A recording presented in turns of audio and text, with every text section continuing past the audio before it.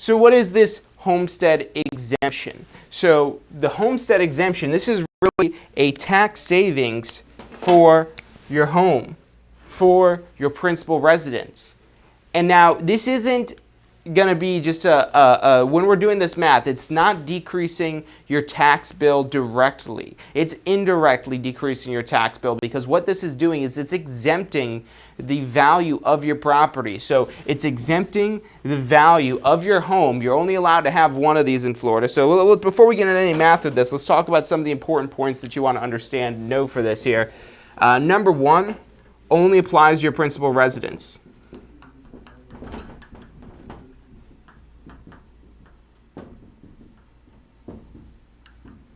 So your home, again, that's the home part of this here. It only applies to your principal residence. If this is an investment property, you're stuck with the full property tax bill for the most part. So this only applies to your principal residence. Now, I told you guys at the beginning here, there's a date.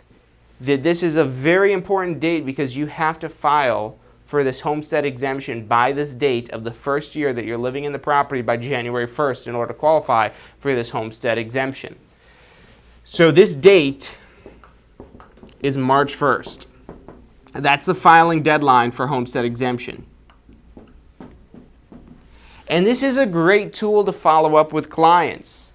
And you might say, John, well, you know, if I already sold them a house, what am I doing following up with them for? Well, that's not what follow-up is. When I say follow-up, and when your exam mentions follow-up, they're not referring to, you know, following up to get a sale, to first make a sale with a client, to first get a property sold to them. Following up refers to staying in contact with clients after the sale.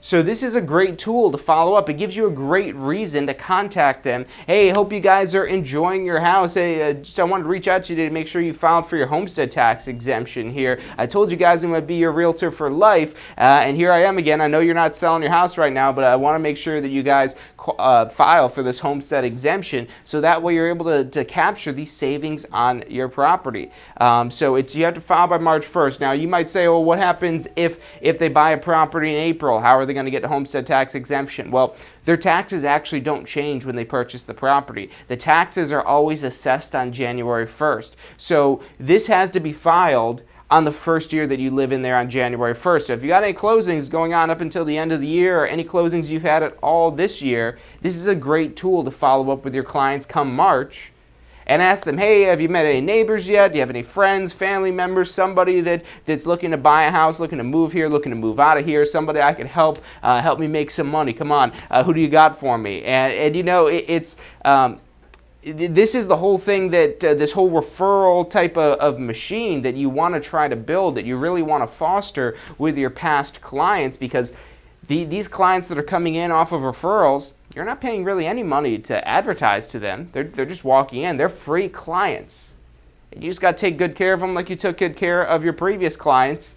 And they're going to become referral machines as well. So you're constantly building out a base of referral clients. But like we've talked about so many times on this show before, what happens when you don't constantly reintroduce yourself to your clients, that you're constantly not putting your face, your name, your voice in their heads? They forget about you. It's nothing personal. Just think about all the people that you've forgotten over your life. Not even salespeople, just people that you've forgotten. Maybe people you went to school with, maybe people that you used to be close with, and you could barely remember their name now. People forget if they're constantly not reintroduced, and this gives you a great reason. Hey, just wanted to give you a quick call. Look, I just got to bug you because I got to make sure you guys are saving money on your taxes. Did you file the homestead exemption? You've got until March 1st for that. And you know, the great part of this is you could contact them. You could follow up with them a couple times, maybe call them in January. Hey, if you got until March to do this, but have you filed for the homestead exemption yet? Okay, I'll follow up with you guys next month to make sure you did that. Call them again in February. Oh, have you filed for that homestead exemption yet? Oh, no, I'll call you again next week because you guys got to get that done. Otherwise, you're going to be paying higher taxes. And you call them again. And what you're doing here is not only that you're showing that you care about them, Because yeah, there's probably easier ways of spending your time and more direct ways of picking up new clients, but you're spending this time not only because you care about your clients and because you want your clients to have a great experience with you, but also because you want them to say that to their friends and their family and their coworkers, to say, hey, you know,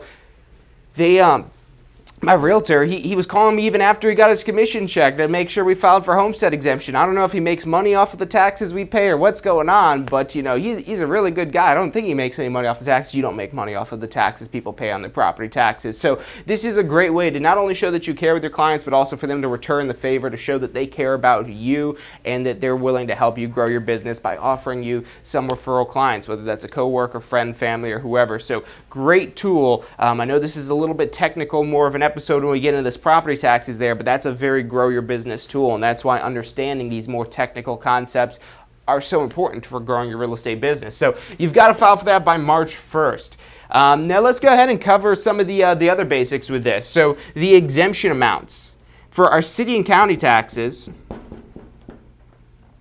City and county taxes, the maximum exemption, and we're going to talk about how to figure out what this exemption amount actually is, but our max exemption for city and county taxes is $50,000.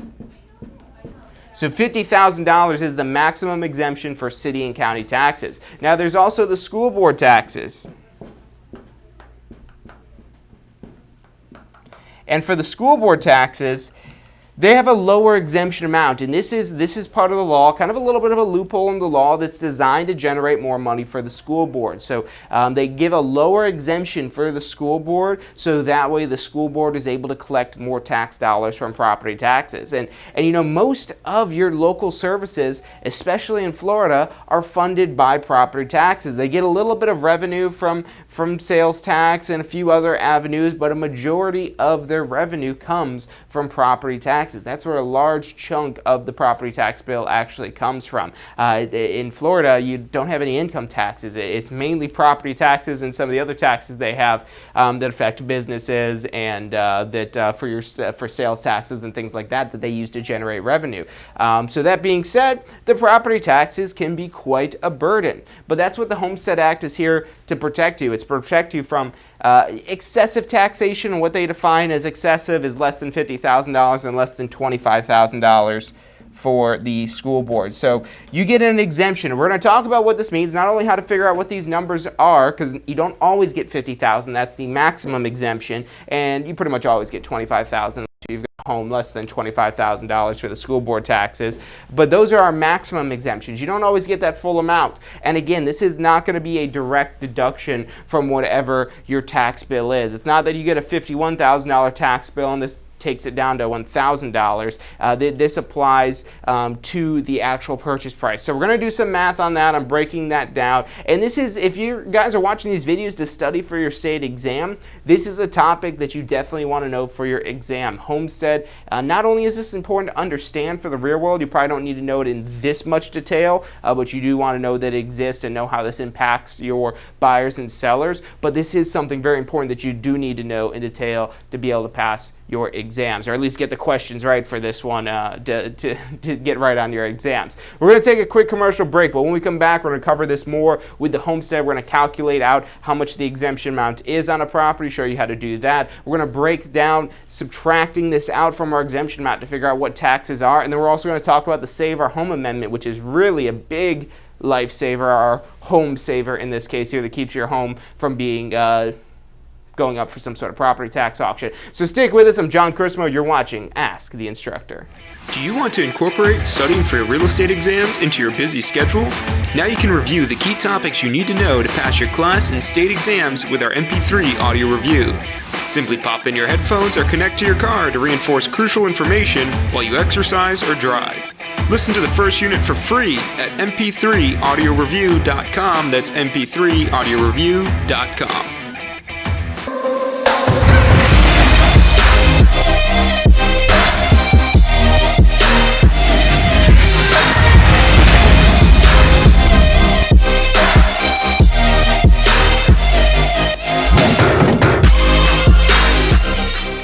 Does your current career allow for unlimited income potential? With a career in real estate, the sky is the limit. What you put in is what you get out. Find out more about how you can tap into the unlimited income potential of a career in real estate at tampaschool.com. Hey, if you're enjoying the show today, which I'm sure you are, be sure to hit like, subscribe, post your comments, share with your friends and family. Thank you guys so much for watching. You are watching Ask the Instructor. Every Wednesday at 12 noon Eastern Time. I'm John Chrismo. You're watching Ask the Instructor. Hey, welcome back to this week's episode of Ask the Instructor. I'm John Chrismo, and this show is brought to you by the Tampa School of Real Estate. If you're interested in starting or enhancing your real estate career, make sure you give us a call. The phone number you'll find below here, as well as our website. If you haven't been on the Success Center on our website, do yourself a favor and go check that out. It's tampaschool.com/success. We've got a lot of tools. You've got all the episodes of Ask the Instructor, all the episodes of State of Real Estate, whether it's you're looking to study for your exam or you're just looking for information to take your real estate business to the next level. That's all available at tampaschool.com/success. So make sure you check that out and give us a call if you need to take a course or if you got post licensing coming up, continuing education, or whatever it is that we could do to help you guys out. So we're talking about the Homestead exemption today for property taxes. Now, again with this, just to reiterate these points, then we'll get into figuring out what these exemption amounts actually are. Number one, this only applies to your principal residence, so your primary residence, your home. That's why they call it the Homestead exemption, because this applies to your home, your primary residence. So that's checkbox number one. Checkbox number two, you've got to file for this by March 1st, and like we talked about extensively that first 15 minutes here, this is a great tool to follow up with your clients, to keep top of mind after the sale has actually gone through, because that's going to help generate you referral business. And you build that machine large enough of enough people, you have a big enough following, a big enough client base, you don't have to spend any money on advertising. You could easily be one of the top producing agents in your particular market if you build your base long enough and if you do not allow your clients to forget who it is that you are. So that's a great way to follow up with them. Next, we've got our exemption amount. So for the city and county, it's a maximum of $50,000, and for the school board, it's a maximum of $25,000. So let's go ahead and cover quickly how we find out what this exemption amount is. So understanding this exemption amount, now in most cases, especially with property values as they are in Florida, most homes are above $75,000. And anytime a home is above $75,000, and this is even typical for your exam questions, a lot of time you do see a home that's larger than $75,000, so you don't have to always get into the nitty-gritty here of breaking down what this exemption amount actually is. But if you have a home that's less than $75,000, and now this is less than $75,000 in assessed value. We're not going off of market value or anything like that. It's just the assessed value, just what the tax assessor says that the property is being assessed at. So we take that assessed value and we're going to basically put it in on this little chart here. So we've got our dollars over here. We've got $0, $25,000, $50,000, $75,000, and it keeps going up from there. But now as far as the exemption amounts go, so I'm going to utilize two colors here to help kind of differentiate the two of these. Green means good, and good is when you don't have to pay taxes. Red is bad, and bad is when you have to pay taxes. Now, I mean, it's not necessarily bad because these taxes, especially the property taxes, these are what pay for your local services, for your police, for your firefighters, for all of these local services, that's paid for by property taxes. So not necessarily a bad thing, but I mean, hey, if you don't have to pay property taxes, why should you? But we're not going to get into a debate about that. So we're going to use these colors, however, though. So remember, red means we're taxable. Green means we're not taxable. This means we're exempt. So for our city and county taxes,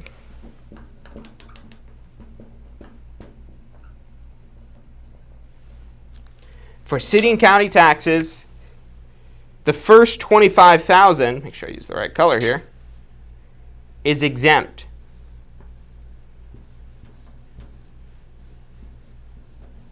So that's the first $25,000 that we've got on this little chart here. That's exempt, meaning we're not paying taxes on this. So really, if our home is anywhere from $0 to $25,000, we're going to be exempt due to the homestead exemption if this is our primary residence. So if you've got a home $25,000 or less, which isn't a lot of property. It's a very small property. There's not many homes that are under that $25,000 mark, and typically when they are, they're usually rentals rather than they are principal residences that people own. But if you did own a property, $25,000 or less, there's going to be no taxes on this for your city and county tax bill. Now, once you get above $25,000, really this next $25,000 here, from the amount of $25,000 up to $50,000, this amount is taxable. Remember, the red means that we're taxable here. So that's taxable. So if we have a property that's assessed at $50,000, that means we've earned $25,000 in exemption, and our next $25,000 is going to be taxable. So first $25,000 exempt, next $25,000 is taxable. Now, before we go any further here, I want to break this down. Okay, let's say if we've got a home that's maybe let's say about $40,000, $40K.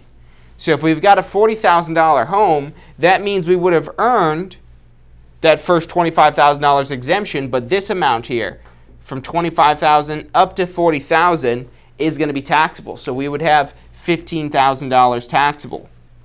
So we're not getting that full amount there. Now, that's important to understand before we move into this next bracket here, because when we go up to the next $25,000, that's going to be exempt as well for our city and county taxes.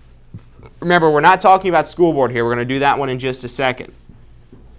So for the city and county now, let's say that we've got a home that's at $60,000, probably roughly about there.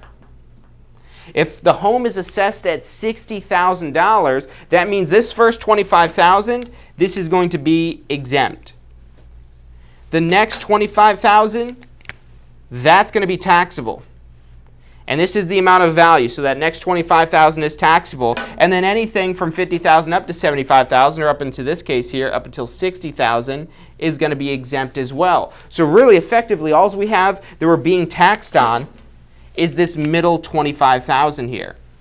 So our tax value, our taxable value, able to be taxed value, is just this middle $25,000 here. And that's where this gets a little bit tricky. It's not once you hit $50,000 you've automatically earned another $25,000. It's you're earning it as you go. So even if the property was $74,000 right up here, if we had $74,000, it would really be the same amount of taxes, because again, we just got all that amount up to $74,000 is going to be exempt. So for the $60,000 home, for $51,000, for $53,000, for $72,000, for $69,000, the taxable value for city and county taxes is always just going to be that middle $25,000 there. So like I said, I know that's a little bit tricky, it's a little bit confusing, and that's why even on your exam they don't always compound this into the whole question of doing homestead. However, this could be a question in and of itself, where it's just asking how much is the taxable value on a home for $60,000 or $74,000 or anything like that.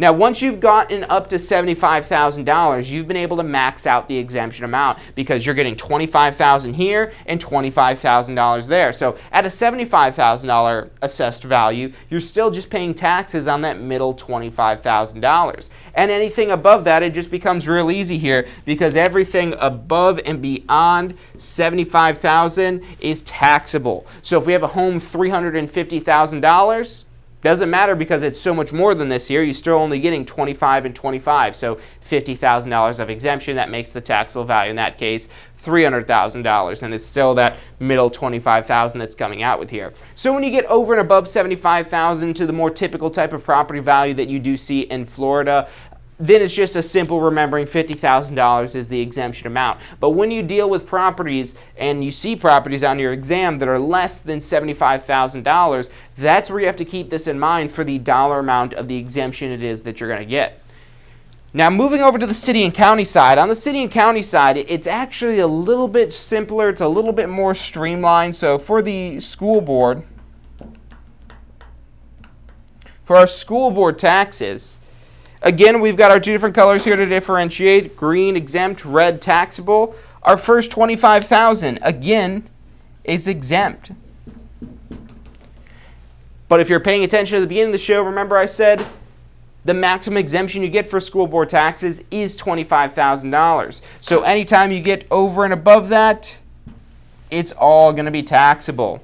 So on that $350,000 home, you're just getting $25,000 of exemption. That maximum exemption, even though it looks like my chart's kind of leaning here, so that should be a $25K there, just in case that looks like it's otherwise. $25,000 is exempt. Everything beyond that is taxable. And again, so what that means is pretty much any time you have a property value that's $25,000 or less, you're exempt from not only the city and county, but also the school board taxes. You're exempt from all 3 tax districts when you've got those exemptions in there. So that's how to understand how much exemption it is that you're getting. Now again, in a nutshell, you're usually dealing with a home that's going to be over $75,000 in value. Most of the homes in Florida are over $75,000 in value, well over $75,000 in value. So then it's just a matter of, again, just to reiterate this, we've got exemptions of $50,000 on the city and county side and $25,000 on the school board side. And if any of this stuff, if any of that stuff you still don't have a full handle around that, write down the link, tampaschool.com/success. Again, that's tampaschool.com/success. You can go back after the show and rewatch the entire recording of today's broadcast, and you could even slow it down. That's what's great about our little Success Center. It's even got a little icon down at the bottom. It's powered by YouTube, and you can actually slow these videos down. So you can pause it, fast forward, do whatever it is that you need to make sure you're able to extract the necessary information. So again, that website is tampaschool.com/success. We're going to take another quick commercial break, but when we come back, we're going to take now that we figured out what the exemption amount is, we're going to go into the nitty-gritty of this here, and that's figuring out what our actual property tax bill is. So calculating property taxes now that you figured out what that exemption amount is. So stick with us. I'm John Chrismo. You're watching Ask the Instructor. Do you want to incorporate studying for your real estate exams into your busy schedule? Now you can review the key topics you need to know to pass your class and state exams with our MP3 audio review. Simply pop in your headphones or connect to your car to reinforce crucial information while you exercise or drive. Listen to the first unit for free at mp3audioreview.com. That's mp3audioreview.com.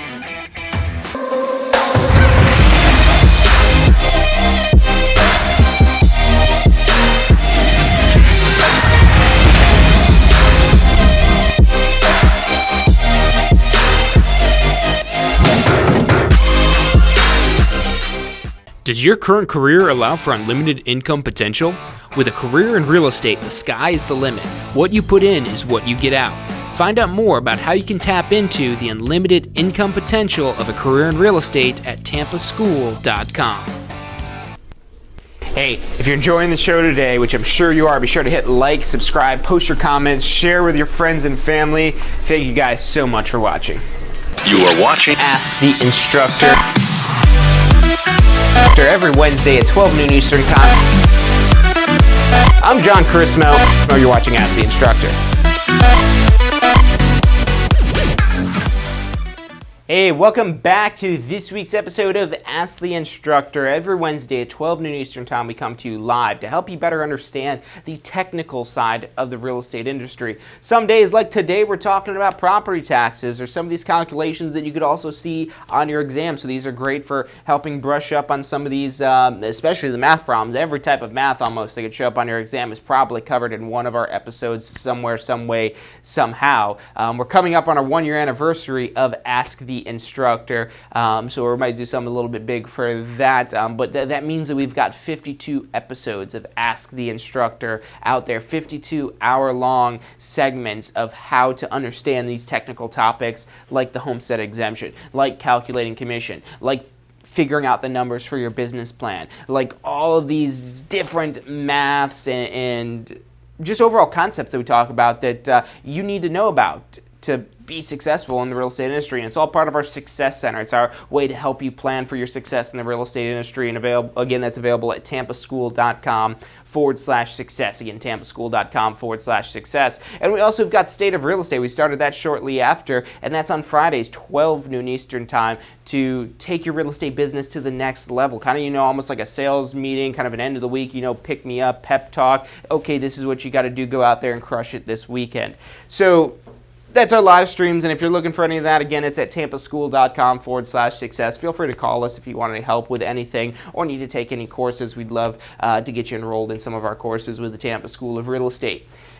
Now, we've gone through and we've covered what these exemption amounts are. So we've got that first $25,000 exempt for city and county. The additional exemption, that's what they call this here, is $25,000 on the city and county, and that comes when you're above $50,000 up to $75,000. And then for the school board, it's that first $25,000 that's exempt. But typically, not only for your exam questions, but also like you see in the real world, most homes are above $75,000 in value. So that's what we're going to choose when we go through and now try to figure out what the tax bill is actually going to be for a particular property. And this is a question that I can almost guarantee is going to show up on your exam. I can't guarantee that it's going to be on there because there's other types of math questions they do ask, but this is one that they really ask about very, very often. There's lots of questions in their question banks that ask about property taxes. Matter of fact, I think every real estate exam I've ever had to take, I think I've always had a question on property taxes. So this is something you absolutely want to know to make sure that you've got down, that you've gotten mastered. Property taxes are a big, important part of the purchase process of buying and selling real estate, not only for understanding what the value is, but also prorating that value. Yes, the closing title company typically handles that math, but you don't want to look like an idiot, like you don't know how they're coming up with that number or why that number is what it is. So that's why it's important for you to have the knowledge, because when you look like you don't know what you're doing, people are paying you for your knowledge in real estate. So the more it is that you know and the more confident it is that you're in the knowledge, not only will that help you for your exam, because the exam is all about being confident in the material, it'll also help you be successful in the real world the more confident it is that you are in really all aspects of real estate. So let's go ahead and do some calculations now. Let's say we've got that $350,000 home. So $350,000 is our assessed value.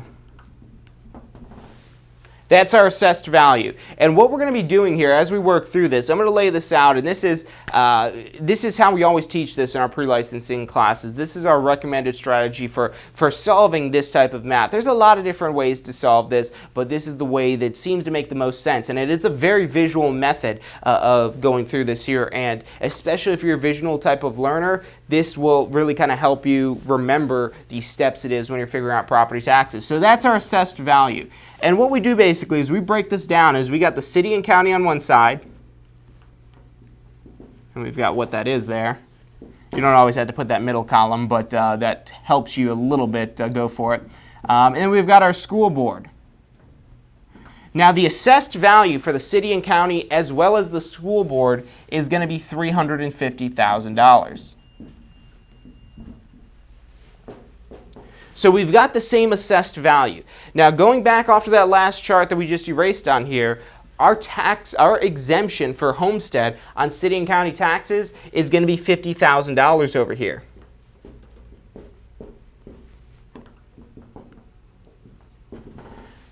And then on our school board side, that exemption is going to be $25,000.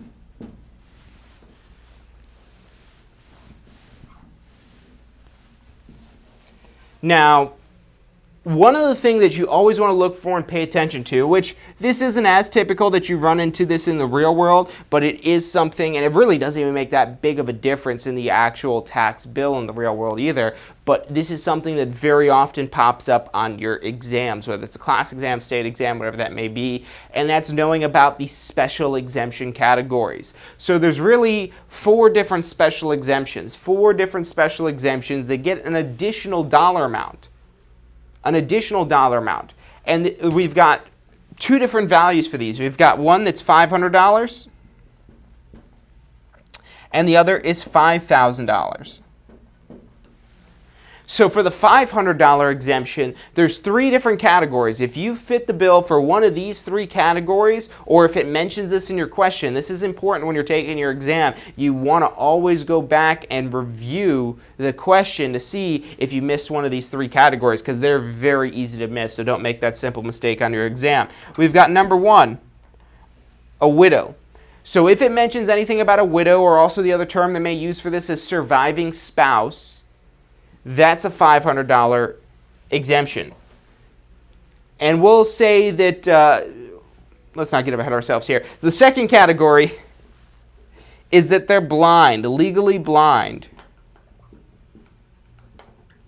And that's another $500. You have the two of these together. If you have a blind widow, that's $1,000. They add together. These will add together. And the final category is a non-veteran with total disability.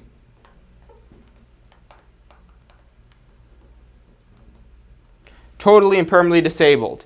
That one you really don't see too often. It's usually the widow and the blind. Now, before we go back to our question here, let's talk about this $5,000 category where you get the $5,000 exemption for. And this $5,000 exemption is if you're a veteran.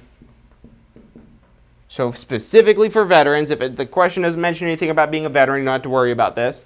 But if they're a veteran and they're at least 10% plus disabled, they're at least 10% disabled, 10% or more disabled. And yes, the VA will actually put a percentage on them for the amount of disability it is that they actually have.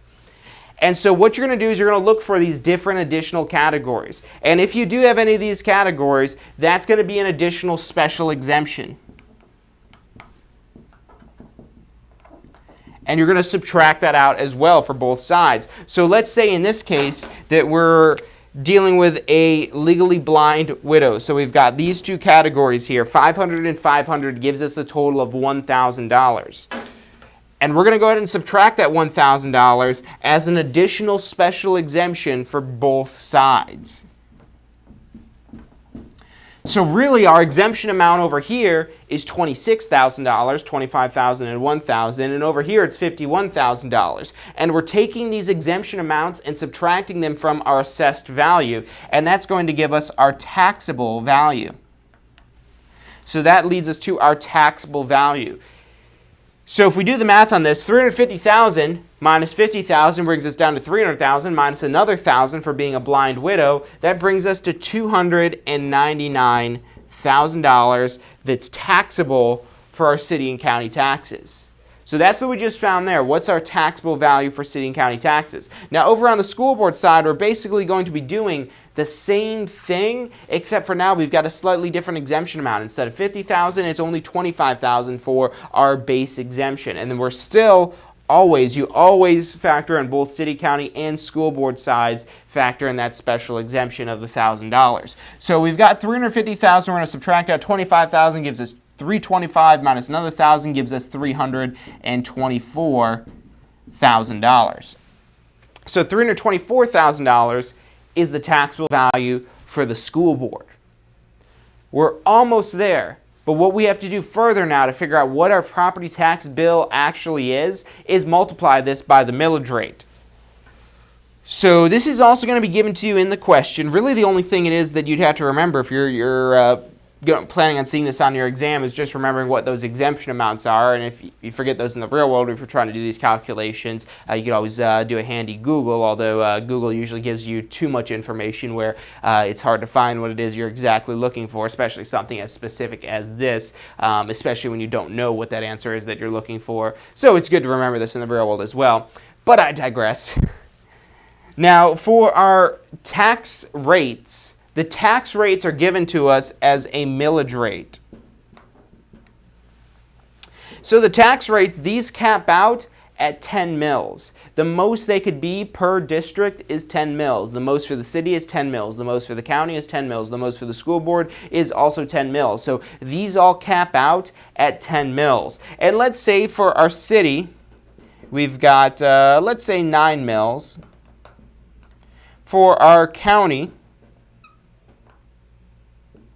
let's say we've got 8.3 mils. And then for our school board, let's say the tax rate is 7.7 mils. So let's start with the school board side because this is going to be a little bit easier. So for the school board, we've got 7.7 mils. Now, if you're going to be putting millage rates into a calculator, you have to convert them into the appropriate decimal. The calculators you're allowed to use for your exam, and I actually don't even know many calculators that exist that have a mill button on them. Maybe they're out there, but you're probably not going to see that. And if you do, it's probably more complicated to work than just knowing how to convert this into a decimal. All you're doing to convert this into a decimal is just taking where that decimal is currently, where it is currently, and going 1, 2, and 3 decimal places over. And then in the empty spaces, you're just adding in zeros. So really, our millage rate for this is 0.0077. 0.0077. And that's going to be what we're multiplying our taxable value by. We multiply that by the mills. So we're going to multiply that by 0.0077. And then let's get our handy dandy calculator here. Don't try to do this math in your head. It won't end well for you. Get a calculator that works also. You're not allowed to use your phone on the exam, so make sure you've got a physical one.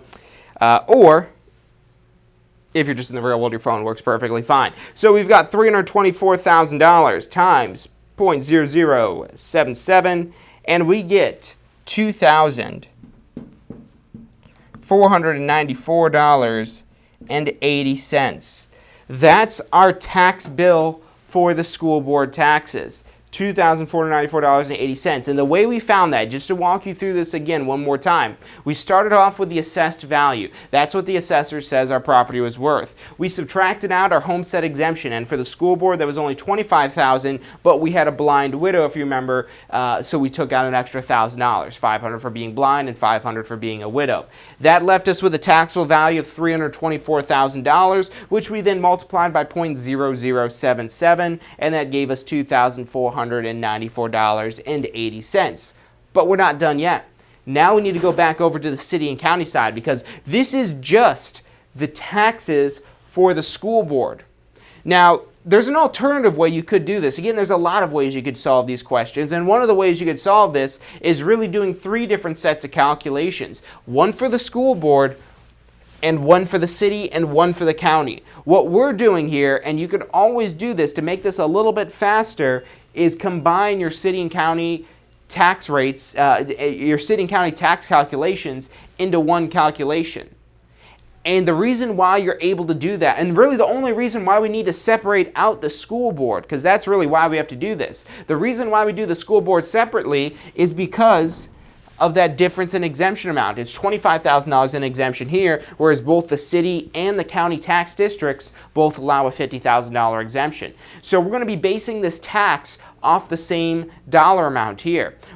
We have 2 different taxable values for the school board and the city and county. And because we have that different taxable value, because of our different exemption, that's why we have to calculate the school board separately. Now, moving back over to the city and county side, if we're going to combine the city and county, we need to combine the city and county millage rates as well. So we need to combine this 9 mills and the 8.3 mills here. So 9 plus 8.3 gives us 17.3 mills. So we've got 17.3 mills is our total millage rate. And again, we're going to do the same thing we did earlier. Go 3 decimal places,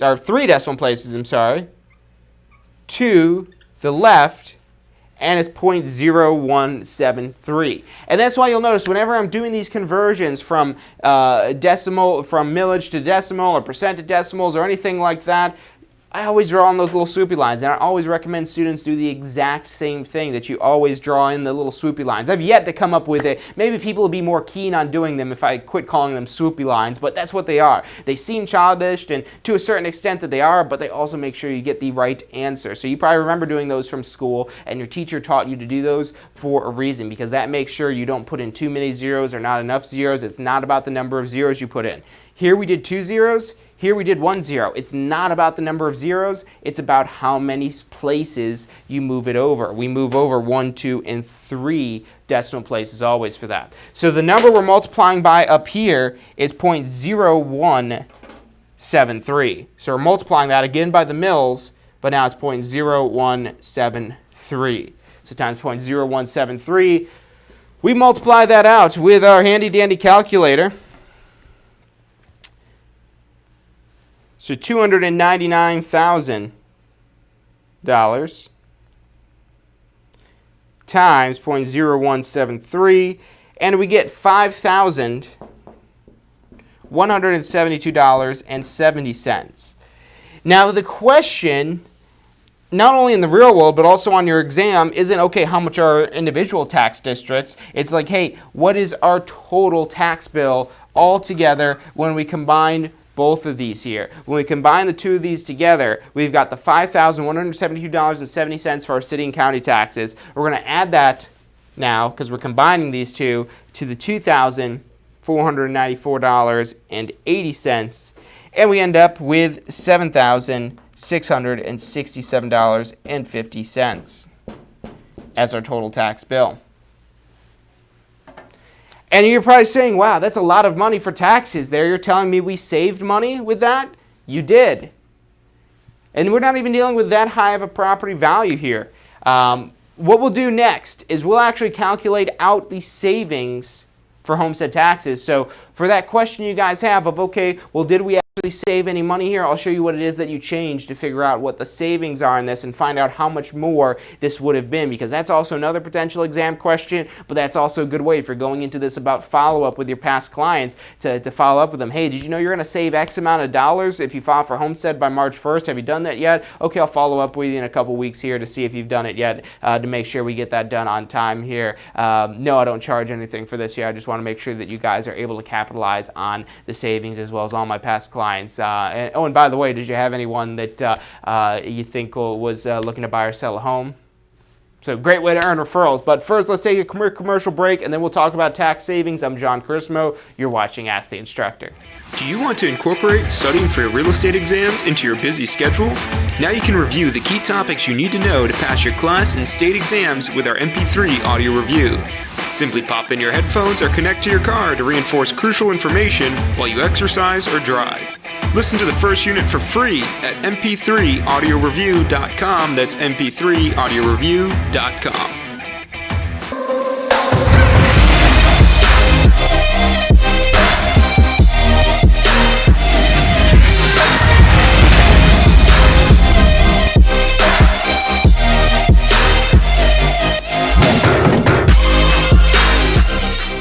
Does your current career allow for unlimited income potential?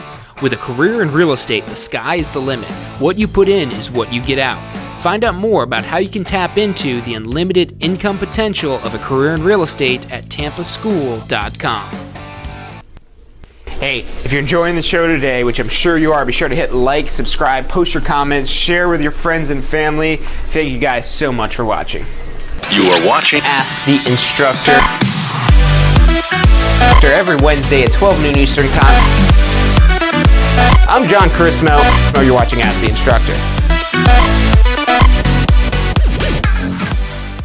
Hey, welcome back to this week's episode of Ask the Instructor.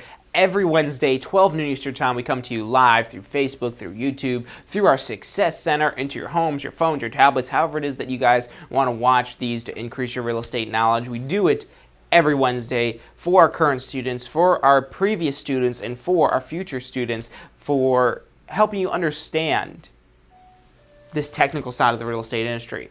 And people have asked me, John, why don't you charge money for these videos it is that you do? Hey, look, there's so much information that's out there. This is just the tip of the iceberg. You want to learn a lot more about real estate and get your real estate license, come take your pre-licensing course with us. If you've already got your real estate license, come take your post-licensing course with us. We've got a lot of real-world business information in there for you to learn. Or if you need to do continuing education, which everyone with a real estate license needs to do continuing education, contact us, because our continuing education will teach you even more stuff there. So we want to be the school that you go to for any of your Florida real estate education needs. We have in-class and online courses, so make sure you give us a call. The phone number is 813-928-0106. You can also check us out at tampaschool.com. You'll see those links below here. And don't forget about our Success Center, where we've got everything to help you plan for your success in the real estate industry, and that's at tampaschool.com/success. Again, tampaschool.com/success.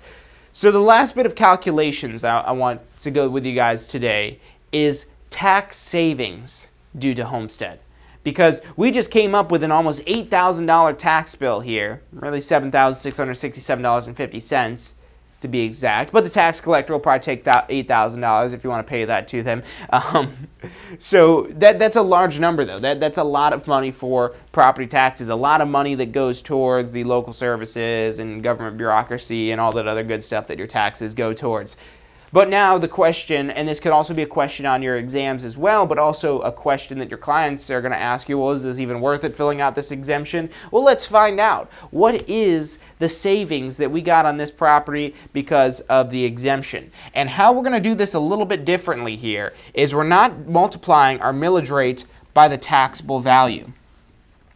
It's not, and there's two ways really you could go about this. There's a very long way, which is basically to calculate this all out with the homestead like we just did, calculate it all without the homestead, which is a little bit shorter, but still basically doing this math twice, and then subtracting the two numbers from each other.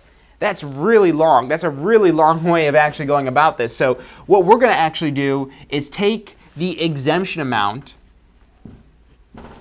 We're laying this out for the most part the same way, but we're taking the exemption amount, the total exemption, and multiplying that by the millage rate. So on this side, we've got $51,000 in total exemption.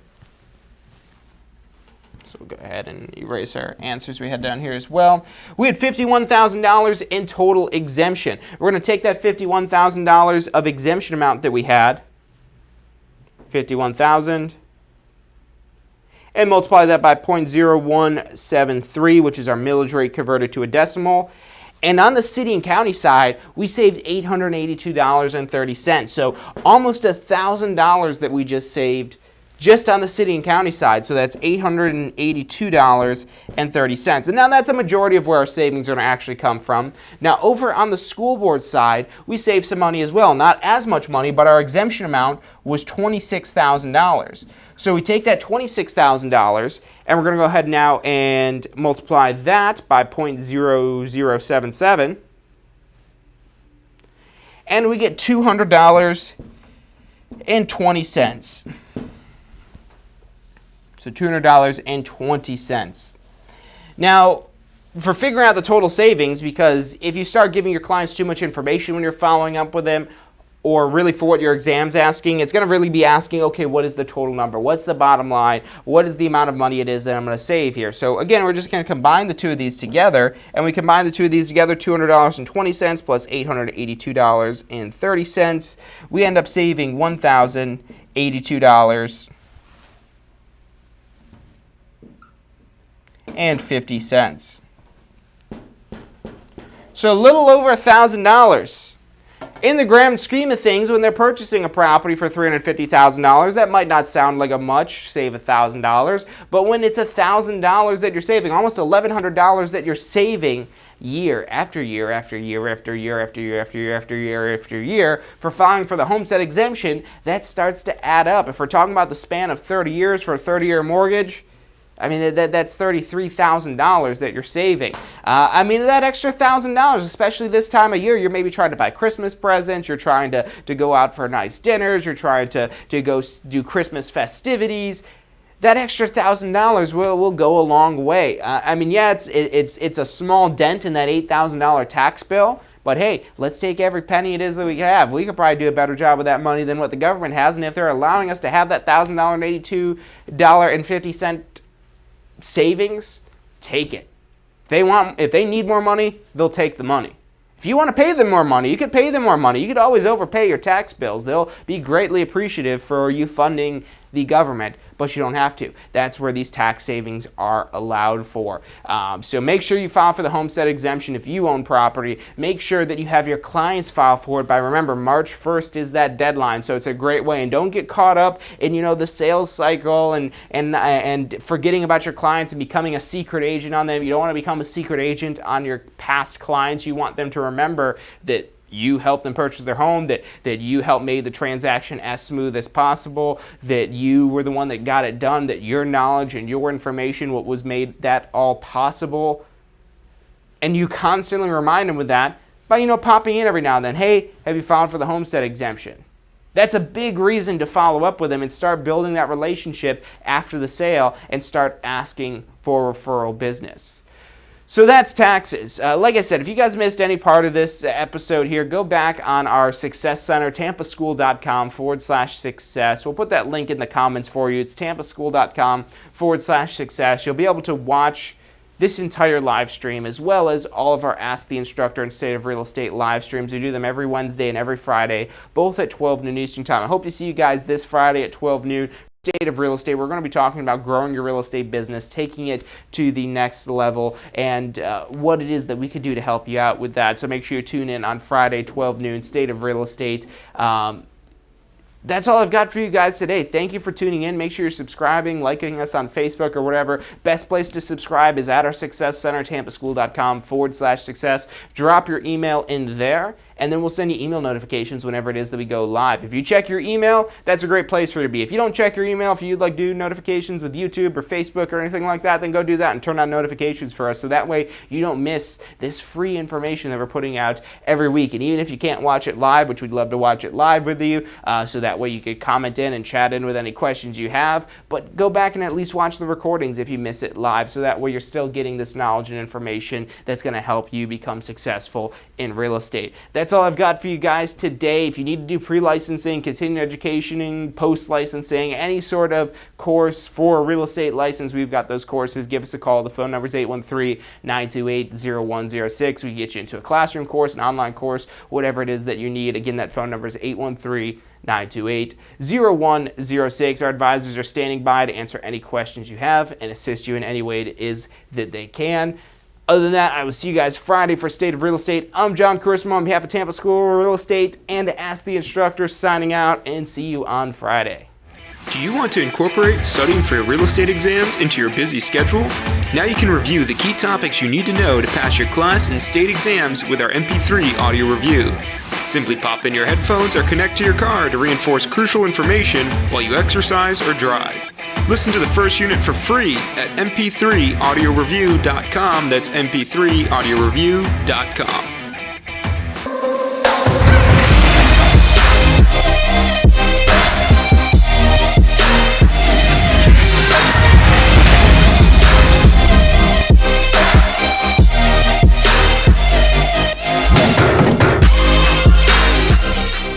Does your current career allow for unlimited income potential?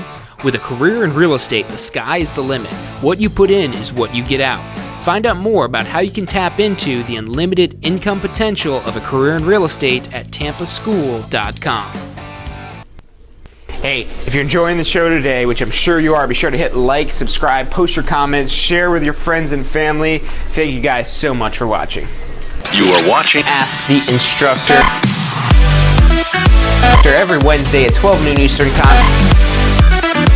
I'm John Kursmo. You're watching Ask the Instructor.